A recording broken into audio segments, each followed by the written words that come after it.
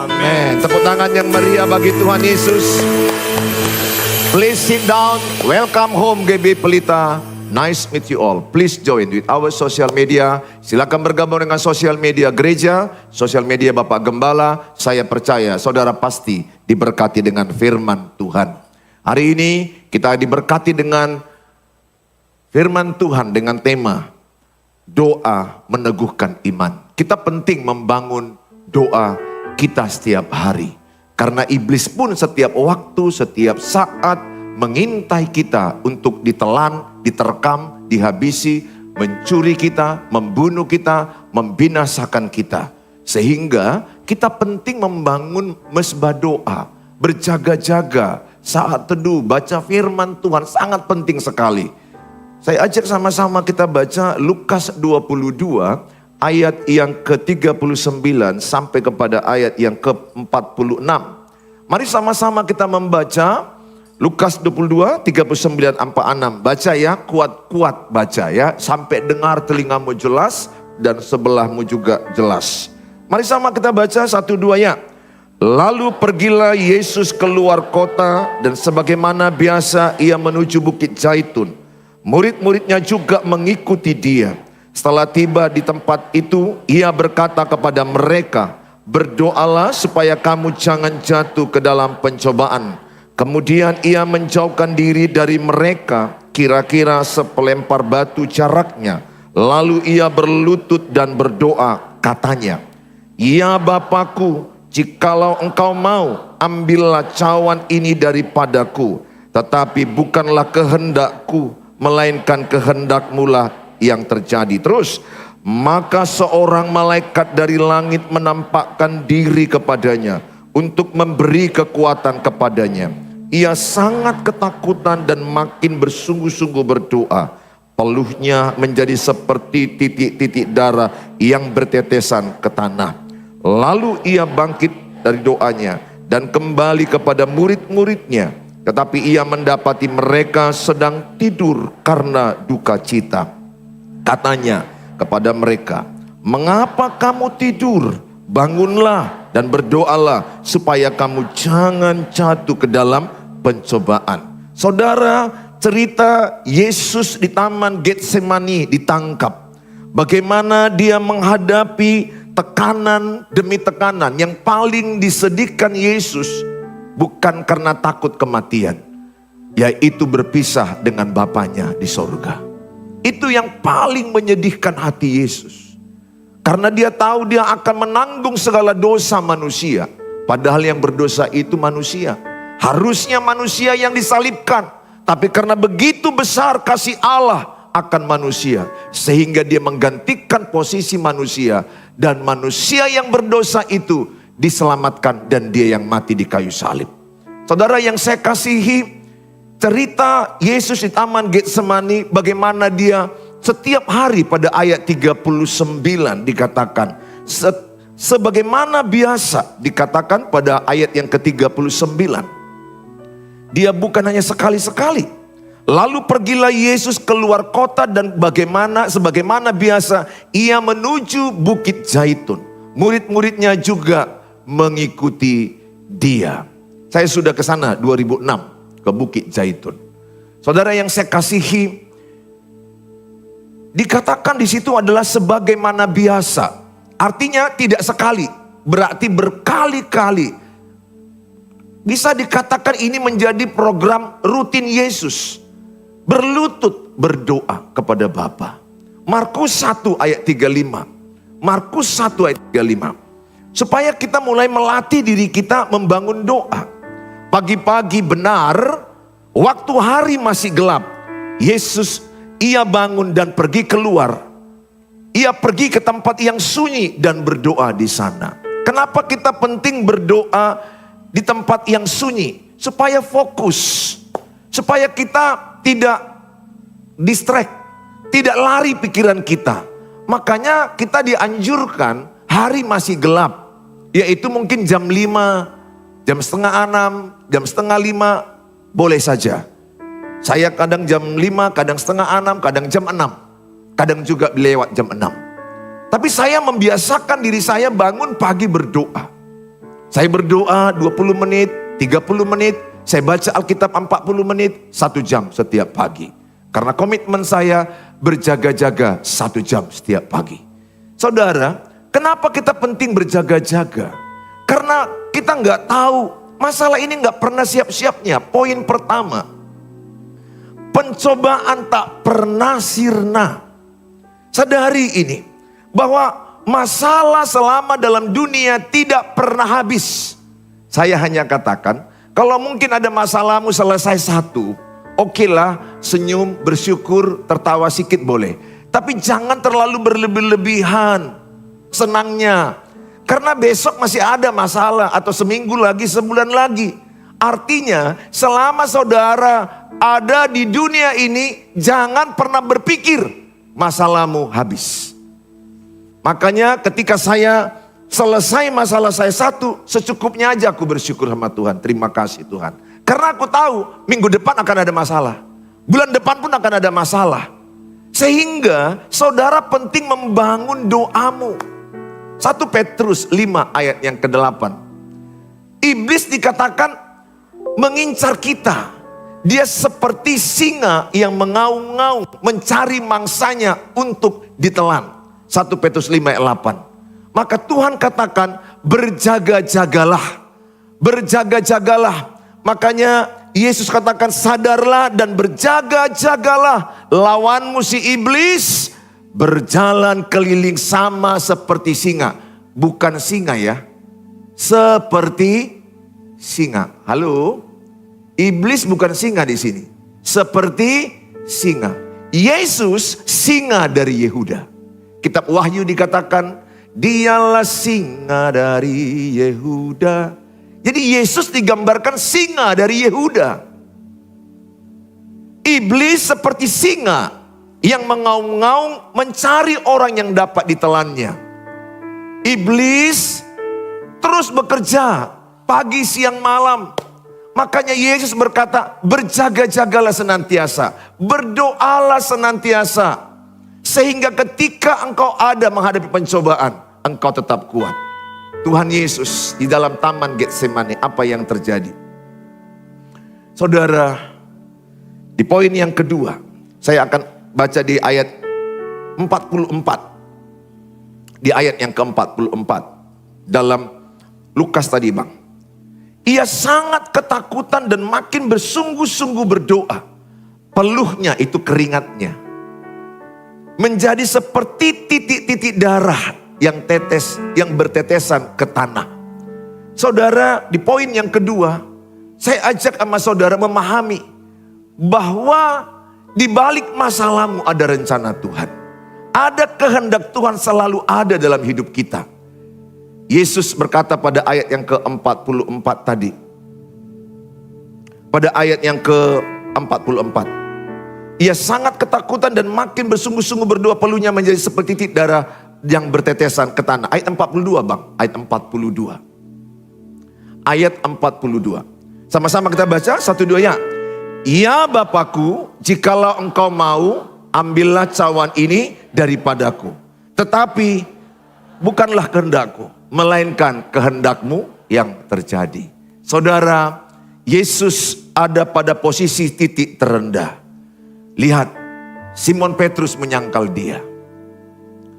Kemudian murid-muridnya meninggalkan dia. Yudas Iskariot menjual dia. Sakit? Sakit dikhianati? Sakit loh. Sakit dikhianati. Kulihat beberapa wajah-wajah korban pengkhianatan. Engkau korban PHP. Engkau korban ghosting. Sabar ya. Jangan balas kejahatan dengan kejahatan. Tuhan akan menggantikan yang terbaik samamu. Jangan kecewa hatimu. Percayalah. Kalau ada cowok yang meninggalkanmu. Karena Tuhan tahu. Dia bukan yang terbaik bagimu. Tuhan akan kasih yang terbaik samamu. Itulah perasaan Yesus penuh dengan rasa sakit. Murid-murid yang dicintai mengkhianati, meninggalkan dia. Menjual dia. Dan yang paling sedih di hati Yesus adalah ketika dia di kayu salib itu semua dosa ditanggungnya. Semua kutuk ditanggungnya. Dan Allah Bapa berpaling daripada dia. Sesaat. Karena dosa itu ditimpakan kepada dia. Maka dia berkata, Eli, Eli, lama sabatani. Bapakku, Bapakku, kenapa engkau meninggalkan aku? Bapa di sorga tidak meninggalkan dia. Tapi dia adalah proses pergantian akibat dosa manusia. Dia harus menanggungnya. Saudara, di Taman Getsemani, di situ hatinya sangat hancur. Bisa saya katakan itu adalah titik terendah hidup Yesus. Ingat, Yesus itu adalah manusia 100%, Allah 100%. Jadi dia manusia merasakan sakit. Ketika dia dimahkotai kawat duri, sakit. Ketika dia dipaku, sakit. Ketika dia dicambuk, sakit.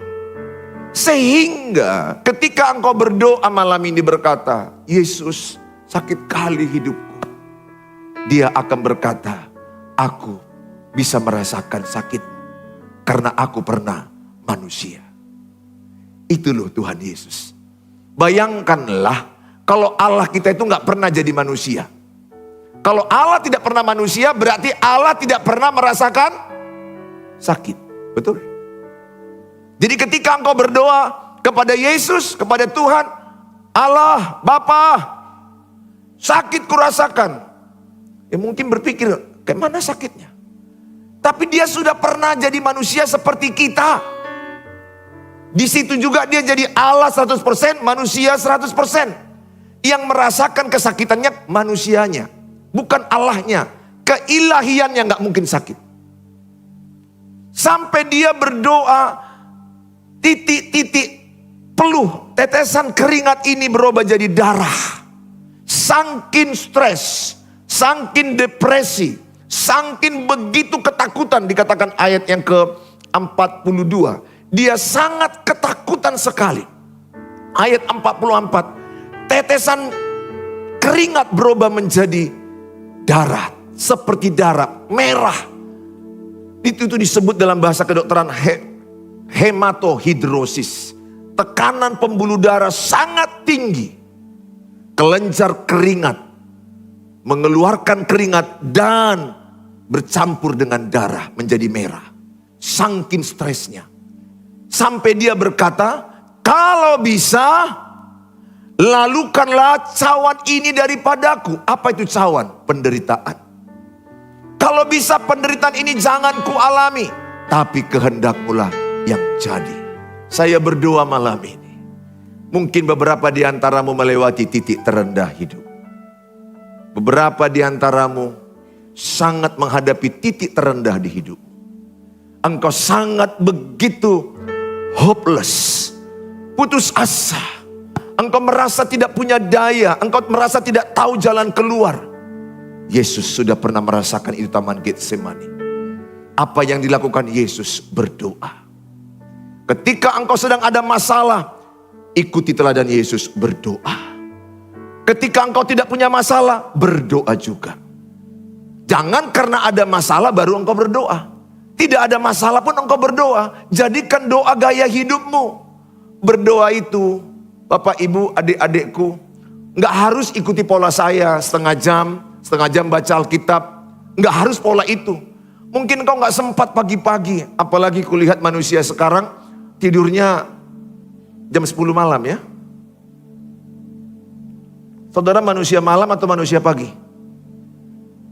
Siapa di sini manusia pagi? Artinya dia pagi-pagi baru hidup, jam 1 baru hidup. WA-nya baru dibalas jam 1 pagi, jam 2 pagi baru aktif balas WA. Itukah manusia malam ya? Bedanya maksudnya seperti itu ya. Beda maksudnya ada orang yang pagi-pagi atau malam-malam jam 11 baru hidup. Jam 12, jam 1 tidurnya jam 2, jam 3. Saya ajak sama saudara. Apapun masalah, engkau datang kepada Tuhan Yesus. Saya tidak tahu titik terendah apa yang kau hadapi. Saya pernah mengalami titik terendah di pernikahan saya. Mendidik anak saya pun saya mengalami pernah titik terendah. Di kesehatan saya pun pernah saya mengalami titik terendah. Di keuangan saya pun pernah mengalami titik terendah. Saya bersyukur. Saya datang kepada Tuhan. Saya ajak semua kalian pada malam ini. Yeremia 17 ayat 5 dan 7. Diberkatilah orang yang mengandalkan Tuhan. Terkutuklah orang yang mengandalkan manusia. Tuhan menantikan engkau, Matius 11 ayat 28. Marilah kepadaku yang letih, yang lesuh, yang berbeban berat. Aku akan berikan kelegaan padamu. Anak-anakku, Bapak Ibu yang saya kasihi. Healing yang terbaik bukan di sebuah langit. Healing yang terbaik bukan di Berastagi. Healing yang terbaik bukan di Danau Toba. Healing yang terbaik bukan di mall. Healing yang terbaik bukan ngopi-ngopi, nongki-nongki. Healing yang terbaik di hadirat Tuhan. Di hadirat Tuhan engkau akan merasakan ada kekuatan baru, ada pertolongan Tuhan, ada hikmat, ada kemenangan, ada janji-janji Tuhan. Siapa yang mau healing di hadirat Tuhan? Amin. Ku kan berdiri di tengah badai dengan kekuatan yang kau berikan. Sampai kapanpun ku kan bertahan, karena Yesus selalu menopang. Ku kan bertahan dalam tekanan dengan kekuatan yang kau berikan. Sampai kapanpun tak tergoyahkan, karena Yesus selalu menopang hidupku. Apapun masalahmu katakan, engkaulah perisaiku. Engkaulah perisaiku. Saat badai hidup menerpangku, firman-Mu di dalamku. Tenangkan jiwaku, ku kan berdiri di tengah barat dengan kekuatan yang kau berikan.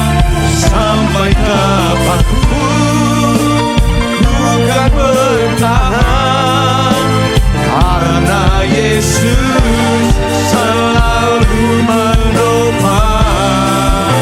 Ku kan bertahan dalam tekanan dengan kekuatan yang kau berikan. Sampai kapanpun tak tergoyahkan, karena Yesus selalu menopang. Sekali lagi katakan, bukan berdiri di tengah badai dengan kekuatan yang kau berikan. Sampai kapanpun ku kan bertahan, karena Yesus selalu menopang. Kan bertahan dalam tekanan dengan kekuatan yang kau berikan. Sampai kapanpun tak tergoyahkan, karena Yesus selalu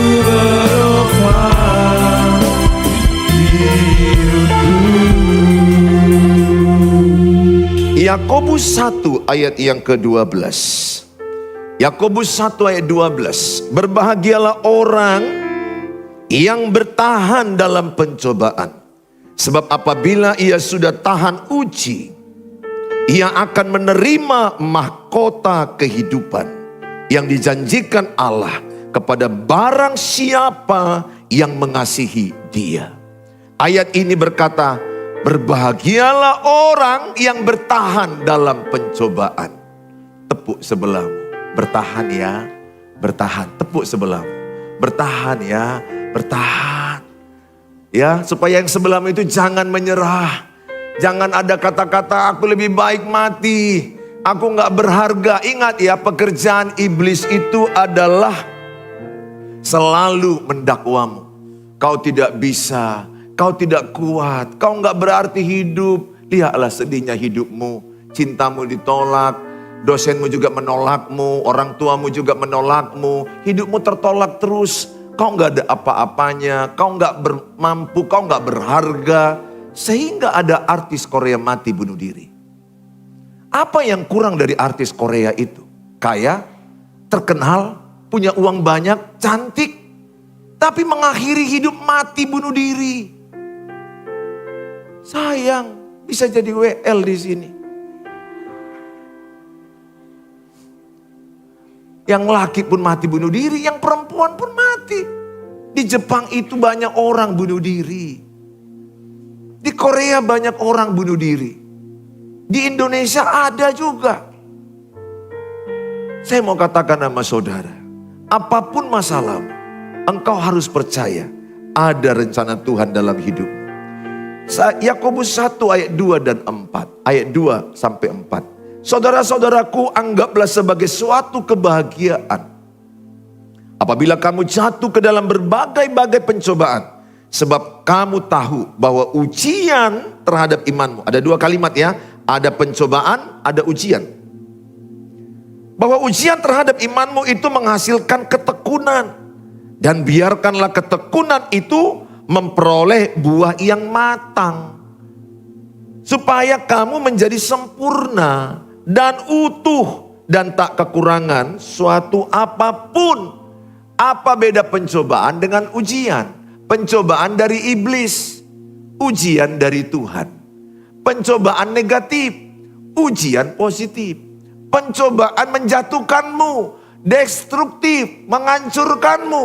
Ujian membangunmu, menaikkanmu, membuat engkau semakin matang, membuat engkau semakin bertekun, membuat engkau semakin sempurna, membuat engkau makin utuh.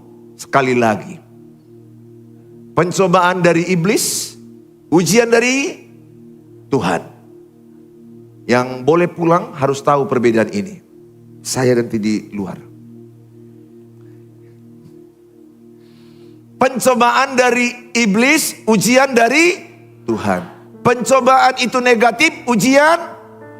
Pencobaan itu menghancurkan, ujian membangunkan, menaikkan. Saudara, Ayub diuji Tuhan. Iblis mencobai. Apa tujuan iblis? Menghancurkan dia. Lihatlah Tuhan, hidupnya bisa tetap setia padamu. Karena hidup fine. Baik-baik semuanya. Coba tes. Apa kata Tuhan? Oke. Satu yang gak boleh kau sentuh iblis. Jangan ambil nyawanya. Anaknya semua mati 10 orang. Harta semua habis terbakar. Sahabat-sahabatnya meninggalkan dia, mengolok-olok dia. Seluruh tubuhnya luka barak. Seluruhnya kudis-kudis semuanya tubuhnya. Mungkin seperti kanker kulit itu. Barak.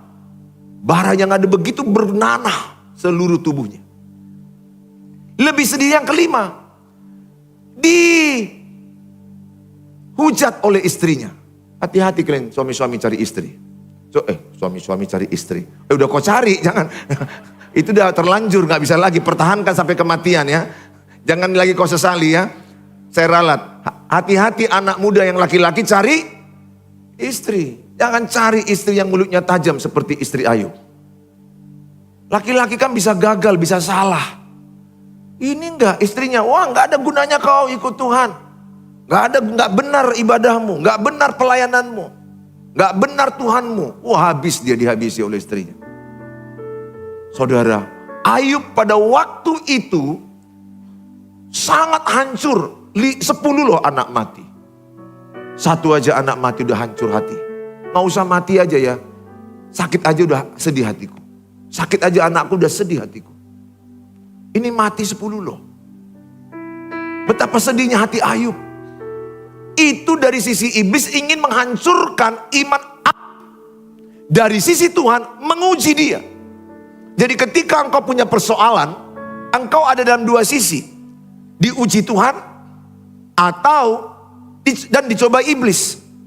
Tapi gini ya, kalau engkau yang menciptakan masalah, itu nggak diuji Tuhan.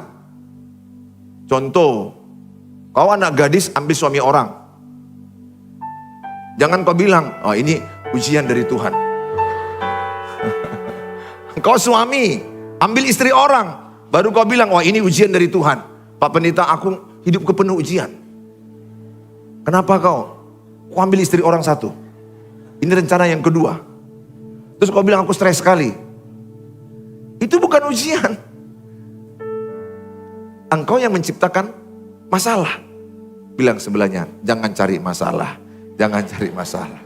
Amin. Jangan cari masalah. Saudara, kalau engkau minjam uang kemana-mana, minjam uang. Kau mau beli HP, pinjam uang. Pinjamlah 1 juta, pinjam. Terus kalau nanti mau ke salon, pinjamlah 100. Salon. Nanti kau mau beli tas, pinjamlah limpol. Pinjam. Kemudian kau banyak kali kau pinjami di gereja ini, 10 orang. Bahkan lebih 20 kau pinjami. Yang satu belum kau bayar, udah kau pinjam lagi yang kelima. Dan kau pinjam lagi yang keenam. Itu ujian dari Tuhan atau menciptakan masalah? Itu cari masalah. Tepuk sebelahnya, jangan cari masalah. Cukupkan dirimu dengan apa yang ada padamu. Biaya hidup murah, gaya hidup mahal. Tepuk sebelahnya, kurangi gayamu. Bilang sebelahnya, nggak tahan aku lihat gayamu, kurangi gayamu. Kurangi gayamu. Aku ada lihat orang nggak punya uang tapi gaya-gayanya itulah. Kalau udah pergi nanti ke mall, foto. Foto, Facebook, story. Kalau makan di pinggir jalan nggak dipoto, pas di mall-mall foto.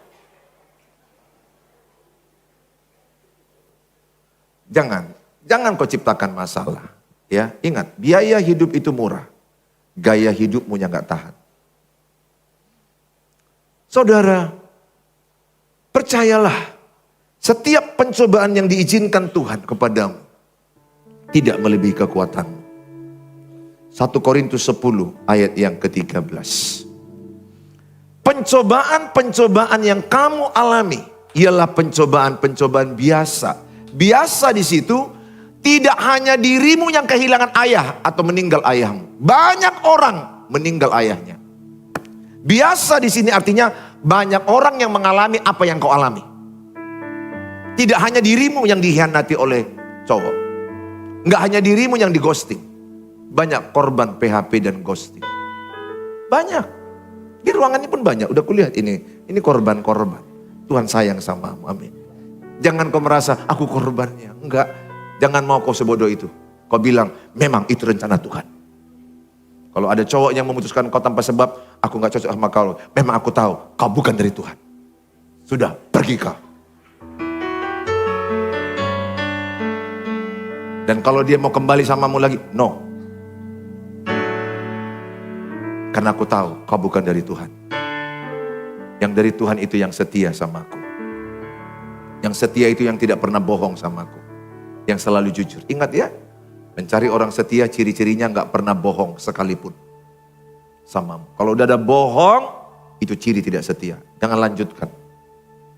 Serahkan ke pengadilan. Biasa itu artinya banyak orang mengalaminya. Yang tidak melebihi kekuatan manusia. Tidak melebihi kekuatanmu. Sebab Allah setia dan karena Ia tidak akan membiarkan kamu dicobai melampaui kekuatanmu. Janji Tuhan, engkau lebih kuat dari masalahmu. Katakan, saya lebih kuat dari masalahku. Tepuk sebelahnya, engkau lebih kuat dari masalahmu. Bilang sama dia, jangan cengeng. Jangan baperan. Sikit-sikit baperan, sikit-sikit baperan. Oh, nggak bisa. Hadapi hidup ini dengan iman. Kalau kau hadapi hidup dengan perasaan, aku yakin engkau akan seperti film India. Jumpa tiang kau nyanyi, jumpa meja kau nangis.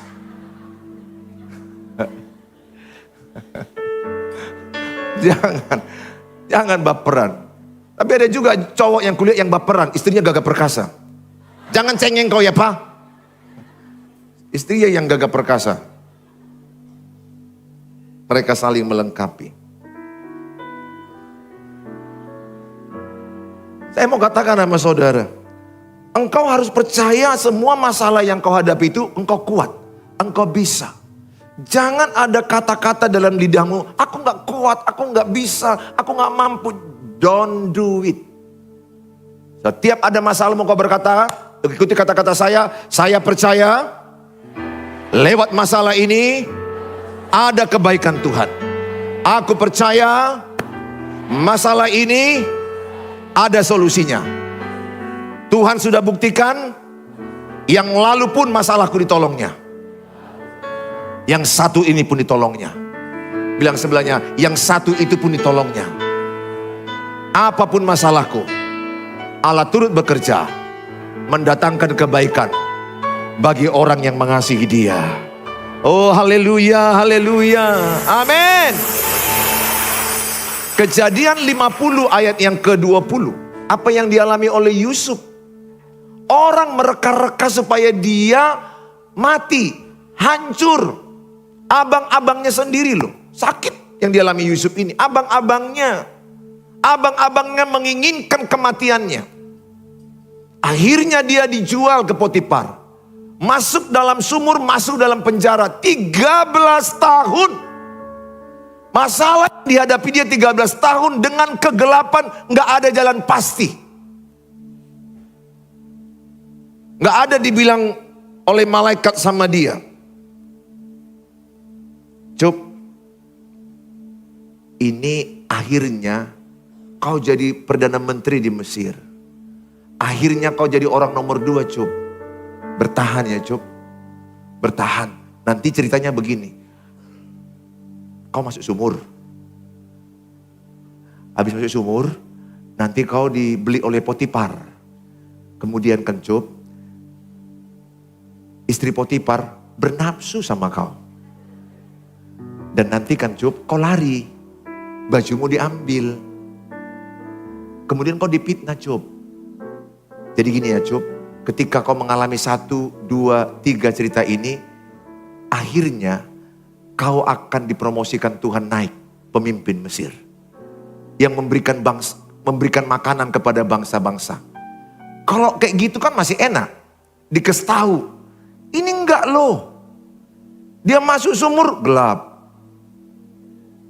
Dia enggak tahu dia masuk sumur gelap. Dia masuk penjara gelap. Cerita hidupnya gelap. Tapi Kejadian 50 ayat 20 dikatakan, manusia, memang kamu telah mereka-reka yang jahat terhadap aku. Tetapi Allah telah mereka-rekakannya untuk kebaikan. Dengan maksud melakukan seperti yang terjadi sekarang ini. Yakni memelihara hidup suatu bangsa yang besar. Artinya manusia ingin kehancuranmu. Ingat ya, ada orang yang menginginkan kehancuran. Jangan pikir semua orang senang samamu. Saya mau katakan ada orang gak senang samamu. Gak ada salahmu sama dia. Gak pernah kau ganggu dia. Tapi dia gak suka samamu. Yang lucunya gak kenal kau sama dia, cobalah. Gak kenal kau sama dia. Gak pernah kau cakapi, gak pernah kau apain. Gak pernah kau ambil gincunya. Tapi bisa dia gak suka samamu. Kan lucu, itulah manusia. Maksudnya ada orang yang gak suka samamu. Ada orang bahkan menginginkan kejatuhan. Karena kejatuhanmu itu yang paling enak digosipi. Bukan keberhasilanmu, kehancuranmu, kegagalanmu, kelemahanmu, dosamu, itu yang mereka ambil. Dan mereka akan bicarakan sambil ngopi, mereka bicarakan di kamar, mereka bicarakan, wow, memang manusia pada umumnya banyak seperti itu. Tidak semua, tapi banyak seperti itu. Hanya sedikit yang tulus sama, percaya saya katakan. Hanya sedikit yang tulus, temukan yang sedikit itu. Kebanyakan manusia sirik, kebanyakan manusia iri hati, menginginkan kejatuhan manusia. Tapi saya berdoa di ruangan ini, engkau orang tulus. Engkau tidak punya iri hati kepada orang lain. Abang-abangnya mereka-reka dia supaya mati dan hancur. Tapi Bapa di sorga punya rencana. Di balik penderitaan dia menjadi orang yang hebat. Dia gak pernah berpikir dia akan memimpin Mesir. Dia gak pernah berpikir dia akan memberi makan banyak bangsa-bangsa.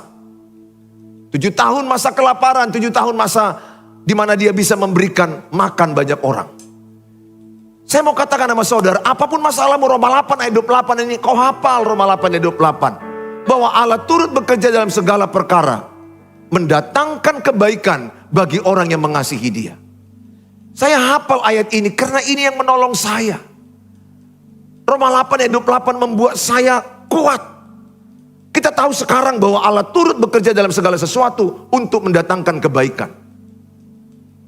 Bagi mereka yang mengasihi dia.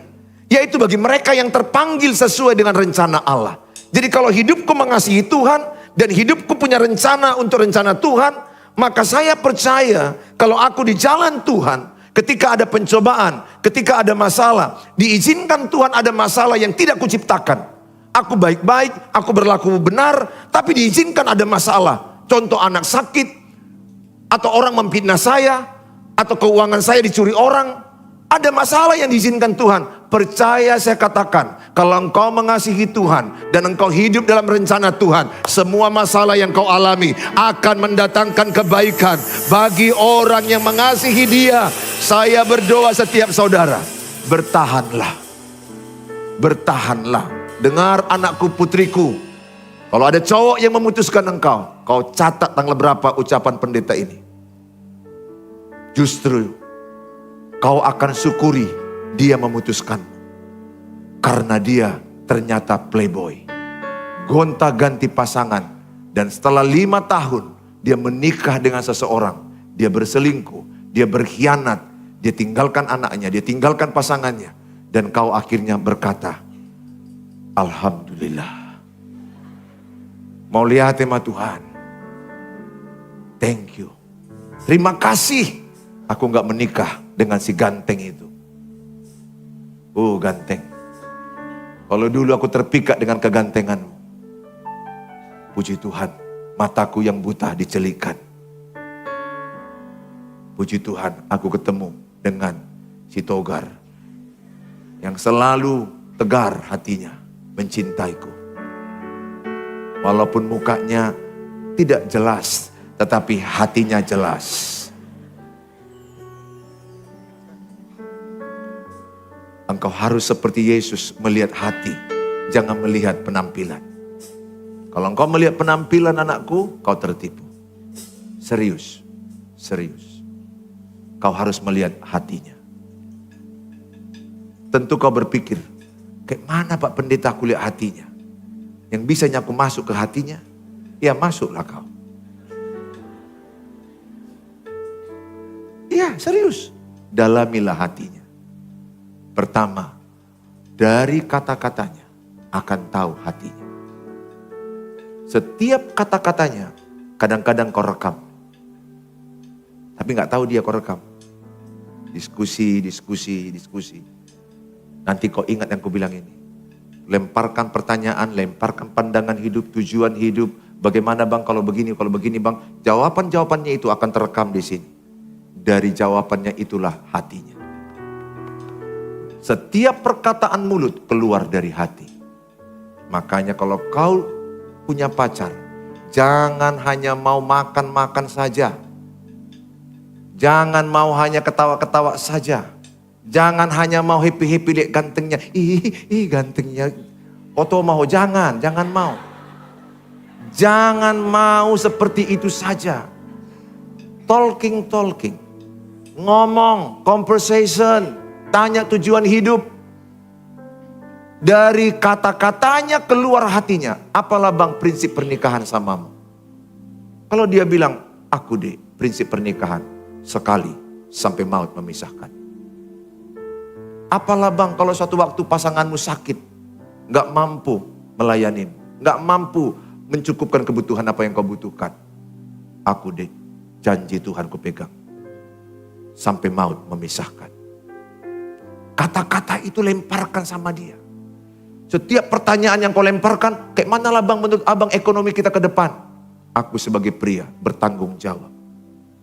Aku akan kerja keras. Selebihnya kita andalkan Tuhan. Kita kerja keras tapi kita andalkan Tuhan. Kata-katanya itu yang membuat engkau, itu gak bisa bohong dia. Tapi kalau kau kasih tahu, kurekam ya bang, kurekam, baru dia bohong. Kalau kau bilang, kurekam ya bang, ulangi bang, dikarang-karang lah. Dari intonasinya gak bisa bohong itu. Dari mimik wajahnya, matanya itu payah bohong. Kalau dia bohong-bohong pasti cara ngomongnya gak kayak aku ini. Dihafal-hafal, gak bisa. Ngomong, saya percaya anakku. Kalau engkau menemukan seperti itu, engkau mengurangi masalahmu. Ingat masalah pernikahan 70% masalah keuangan. Cari cowok pekerja keras. Tinggalkan cowok yang main game dari pagi ke pagi. Ya, beberapa di sini kulihat cewek-cewek cowoknya main game. Tapi ganteng pak, pendeta ganteng. Alang gantengnya, makan. Bodut. Asa bosur kok. Ya. Oh Tuhan Yesus. Makin berduka kau kegantengannya itu. Berduka cita kau dengan kegantengannya itu. Saya gak salahkan ganteng. Tapi kalau dia tidak takut akan Tuhan, kau berduka cita. Kalau kau tertarik karena kegantengannya, percayalah gak selamanya dia ganteng. Gak selamanya. Baru kemudian banyak perempuan mengganggu dia di mana-mana. Makin repot kau menjaga kegantengannya. Mana lagi dia bilang, aku gak bisa deh kena matahari. Gak bisa sunblock. Oh Tuhan. Akhirnya kau yang naik ke seng untuk mengapakan seng yang bocor. Nggak hidup kau dibuat itu, nggak hidup. Cari cowok takut Tuhan. Yang setia samamu, yang sayang samamu, yang pekerja keras, rajin. Percayalah, itu akan membuat engkau berbahagia. Kalau engkau salah memilih, engkau akan menanggung seumur hidup. Bahkan saya katakan, lebih baik engkau tidak menikah daripada engkau menikah dengan orang yang menyakitimu. Saya sayang samamu sebagai hamba Tuhan. Dengar anakku. Lebih baik kau tidak menikah daripada kau menikah seumur pernikahanmu. Engkau meratap dan menangis terus. Kasihan saya melihat orang seperti itu. Saya berdoa hari ini. Tuhan berikan engkau yang terbaik. Beberapa di antaramu sudah waktunya. Tapi saya katakan, andalkan Tuhan. Tepuk tangan bagi Tuhan Yesus. Haleluya.